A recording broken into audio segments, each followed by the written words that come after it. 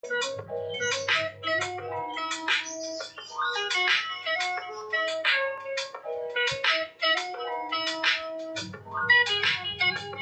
saya akan menjelaskan tentang pengertian memori.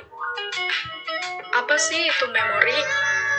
Memori adalah kemampuan menyimpan informasi atau pengalaman sepanjang waktu. Memori terjadi menjadi 3 proses penting, yaitu yang pertama, proses encoding atau pengkodaan. Yang kedua, proses penyimpanan informasi atau storage. Yang ketiga, proses mengingat kembali atau retrieval. Saya akan menjelaskan tentang proses encoding. Proses encoding atau pengkodaan merupakan suatu proses mengubah sifat suatu informasi ke dalam bentuk yang sesuai dengan sifat-sifat memori organisme. Proses encoding dipengaruhi oleh yang pertama ada atensi atau perhatian. Hal ini terjadi ketika seseorang memperhatikan beberapa hal secara bersamaan. Lalu yang kedua, tingkat pemrosesan. Terbagi menjadi 3. Ada dangkal yang pertama, yaitu melakukan pengamatan. Yang kedua menengah, yaitu melakukan penelitian terhadap fakta. Yang ketiga, dalam melakukan analisis. Lalu yang ketiga di sini ada elaborasi. Elaborasi adalah pembentukan sejumlah hubungan yang berbeda di sekitar stimulus pada tingkat pengodaan memori. Selanjutnya akan dijelaskan oleh teman saya bernama Karina. Apa yang telah dipelajari biasanya akan tersimpan dalam bentuk jejak-jejak dan bisa ditimbulkan kembali. Jejak-jejak tersebut biasa juga disebut dengan memory traces. Walaupun disimpan, namun jika tidak sering digunakan, maka memory traces tersebut bisa sulit untuk ditimbulkan kembali. Penyimpanan ini diperlukan untuk mempertahankan atau menyimpan informasi. Yang ketiga, proses mengingat kembali atau retrieval. Retrieval adalah suatu proses mencari dan menemukan informasi yang disimpan dalam memori untuk digunakan kembali bila dibutuhkan. Informasi dalam memori jangka panjang sangat terorganisir. Ketika kita mengambil data dari ingatan, kita menelusuri gudang ingatan untuk menemukan informasi yang relevan. Seperti halnya penyandian pencarian informasi ini membutuhkan beberapa usaha.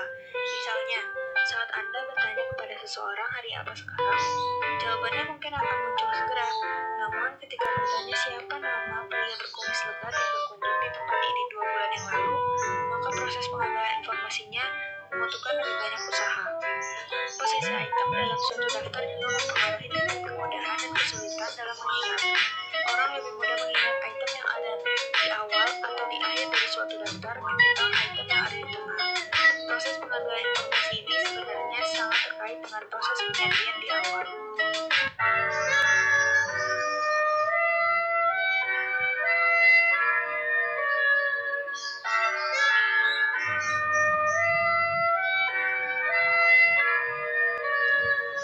Selanjutnya ada memori jangka pendek atau short term memory. Memori jangka pendek merupakan sistem memori yang memiliki kemampuan terbatas dan terlibat dalam proses mengingat suatu informasi dalam waktu yang singkat.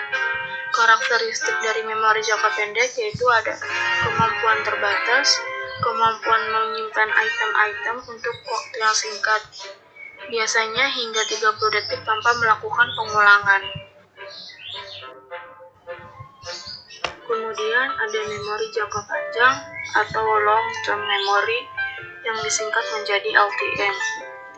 Memori jangka panjang adalah suatu sistem yang terlibat dalam penyimpanan informasi jangka panjang. Karakteristik dari memori jangka panjang yaitu ada yang pertama kemampuan yang tidak terbatas, yang kedua beberapa pendapat menyatakan memori ini memiliki kemampuan penyimpanan yang permanen, yang ketiga menyimpan informasi dengan teratur dan berdasarkan sistem indeks. Aspek biologi dan memori area pada otak dan fungsi memori yang terkait. Yang pertama ada lobus frontal. Fungsinya yaitu tugas-tugas memori jangka pendek. Yang kedua ada prefrontal cortex. Fungsi memori yang terkait ada efisiensi pada proses penyadaian kata-kata dan gambar. Yang ketiga ada hipokampus. Fungsi memori yang terkaitnya itu ada pembentukan memori jangka panjang. Yang keempat ada cerebellum. Fungsi memori yang terkaitnya yaitu pembentukan dan pengingatan kembali sejumlah respon. Yang kelima ada cerebral cortex. Fungsi memori yang terkait yaitu penyimpanan memori jangka panjang.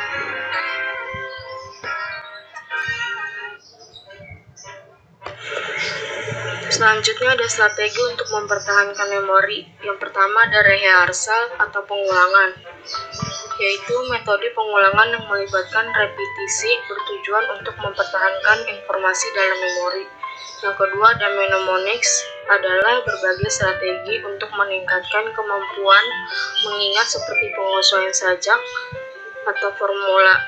Contoh dari mnemonic yaitu Every Good Boy Does Fine atau rumus untuk menghafal nama-nama not dalam notasi musikal.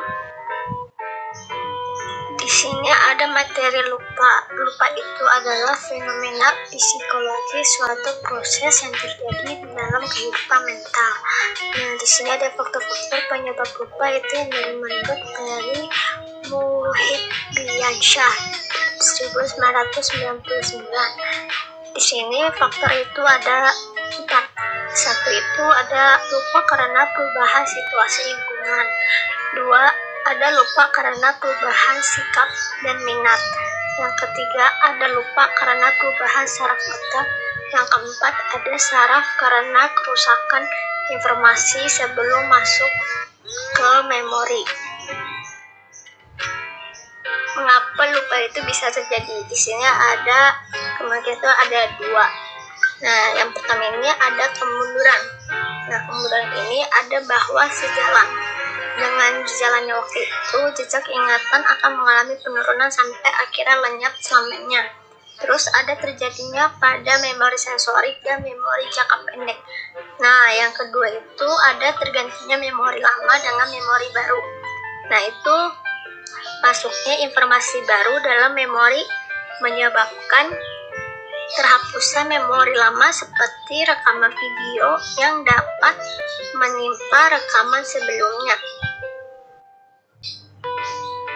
Nah, kelanjutannya itu ada interferensi, adalah informasi yang diterima saling bercampur dan saling mengganggu. Nah, interferensi itu proaktif itu adalah interferensi yang terjadi adalah materi tersimpan yang mendahului akan mengganggu materi yang kemudian dan dapat menimbulkan kelupaan. Nah, terus di sini interferensi retroaktif itu adalah interferensi yang terjadi bahwa materi yang dipelajari kemudian dapat mengganggu materi yang dipelajari lebih dulu.